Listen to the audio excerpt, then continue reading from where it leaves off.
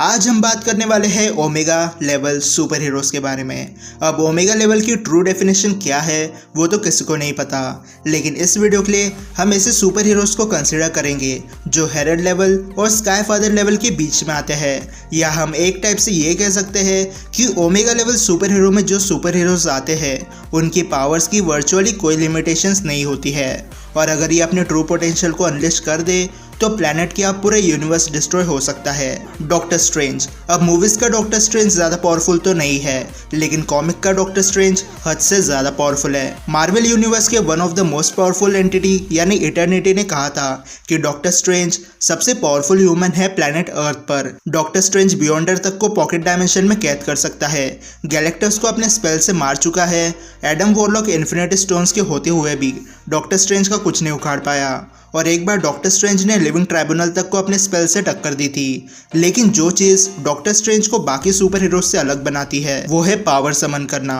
Doctor strange enemy के हिसाब से किसी भी कॉस्मिक एंटिटी के पावर को टेम्परेरी बेसिस पर समन कर सकता है, लेकिन इसके बाद डॉक्टर स्ट्रेंज की हालत काफ़ी ख़राब हो जाती है।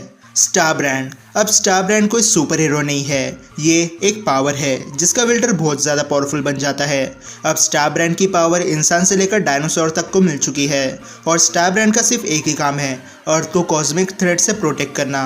स्टार ब्रांड के पास लगभग वो सारी पावर्स है जो एक सुपर हीरोज़ के पास होनी चाहिए, लेकिन ऐसा कहा जाता है कि स्टार ब्रांड ने एक बार अपनी पावर से लिविंग ट्राइब्यूनल तक को डरा कर रख दिया था, लेकिन मेरे पास इसका कोई प्रूफ नहीं है। लेकिन स्टार ब्रांड एवेंजर्स यानी हल्क, थॉर और कैप्टन अमेरिका को अकेले बीट कर चुका है, और एक बार तो स्टार ब्रांड ने 2 बियॉन्डर को मार दिया था, और ये वही बियॉन्डर थे जिन्होंने हाइपीरियन और थॉर को लगभग जान से मार दिया था। Doctor Manhattan. अब डीसी कॉमिक्स में मुझे पहले बैटमैन और सुपरमैन बहुत पसंद थे, लेकिन जब मैंने डॉक्टर मैनहट्टन को देखा तब सुपरमैन की जगह ये मेरा फेवरेट सुपर हीरो बन गया।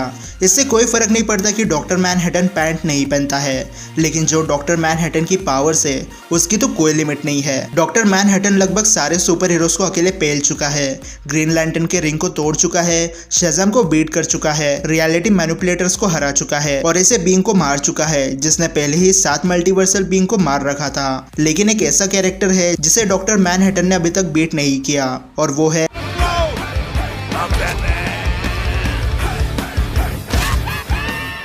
King Thor. अब मैं नॉर्मल थॉर की बात नहीं कर रहा हूँ। किंग थॉर वो है जिसके पास थॉर फोर्स है, एसगार्डियन राजा की सीक्रेट पावर जो कुछ भी कर सकती है, लेकिन किंग थॉर अपने आप में बहुत ज़्यादा पावरफुल है। किंग थॉर प्लैनेट अर्थ पर रूल कर चुका है, जिसका मतलब जितने सुपर हीरो प्लैनेट अर्थ पर एग्जिस्ट करते हैं एक समय पर वो थॉर के गुलाम हुआ करते थे। किंग थॉर टाइम को रोक सकता है, सर्टर को बीट कर चुका है, और हाल ही में थॉर वर्सेस गॉर के फाइट में किंग थॉर ने पूरे यूनिवर्स को डिस्ट्रॉय करके रख दिया, और प्लैनेट तो थॉर के लाइटनिंग से ही डिस्ट्रॉय हो रहे थे।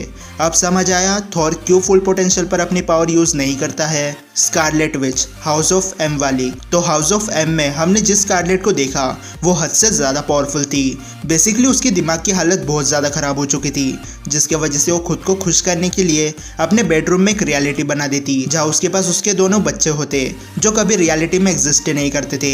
लेकिन वंडा टाइम के साथ दुनिया के लिए खतरा बनते जा रही थी, इसलिए सुपर हीरो डिसाइड करते हैं कि वो वंडा को जान से मार देंगे। लेकिन इससे पहले सुपर हीरोज कुछ कर पाते, स्कारलेट विच पूरे प्लैनेट अर्थ की रियलिटी को चेंज कर देती है, एक ऐसी रियलिटी जहाँ सब अपनी जिंदगी से खुश है। इस दुनिया में ह्यूमंस से ज़्यादा म्यूटेंट्स रहते थे, और सारी ह्यूमंस की सबसे बड़ी विश पूरी हो गई थी।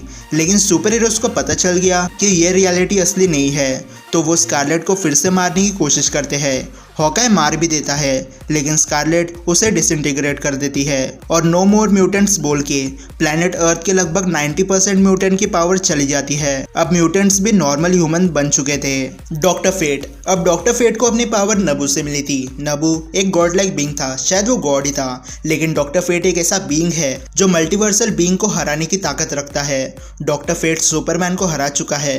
डॉक्टर फेट की पावर्स मैजिक पर काम करती है, इसलिए कोई भी फिजिकल पावर्ड बीइंग शायद ही डॉक्टर फेट को 10 में से एक बार हरा पाए। डॉक्टर फेट के सिर्फ सोचने पर चीजें हो जाती है, जिसका एग्जांपल है डॉक्टर फेट ने अपनी थिंकिंग से पूरा प्लैनेट मूव किया है, और जो बंदा सिर्फ सोचने पर प्लैनेट को मूव कर सकता हो उसके लिए यूनिवर्स डिस्ट्रॉय करना कोई बड़ी बात नहीं है। Jean Grey. अब जीन ग्रे एक ऐसी म्यूटेंट है जिसे सबसे पावरफुल टेलीपैथ भी कहा जाता है। वो तो प्रोफेसर एक्स ने उसके दिमाग में मेंटल ब्लॉक बना रखा था, वरना जीन बचपन में इतने पावरफुल थी कि वो ह्यूमैनिटी के लिए बहुत बड़ा खतरा बन सकती थी। और जब फिनिक्स फोर्स जीन को अपना होस्ट बना देती है तब तो जीन को बीट करना नियरली इम्पॉसिबल है। इवन गैलेक्टस हार चुका है फिनिक्स जीन के सामने। तो ये थे हमारे ओमेगा लेवल सुपर हीरोज़। अब ऐसे बहुत सारे सुपर हीरोज़ हैं जिनकी बात मैंने नहीं की है, लेकिन मैं देखूंगा पहले कि इस वीडियो का रिस्पांस कैसा आता है, और अगर मुझे अच्छा लगा तो मैं इस वीडियो का पार्ट 2 भी बना दूंगा। लेकिन अब आप मुझे कमेंट में बताओ कि आपको ये वीडियो कैसे लगी, और इस वीडियो को लाइक और शेयर करना भी मत भूलना, और इस चैनल को सब्सक्राइब करना ऐसी डिटेल वीडियो देखने के लिए। तो फिलहाल के लिए इतना ही, मिलते हैं अगले वीडियो में, तब तक गुड बाय।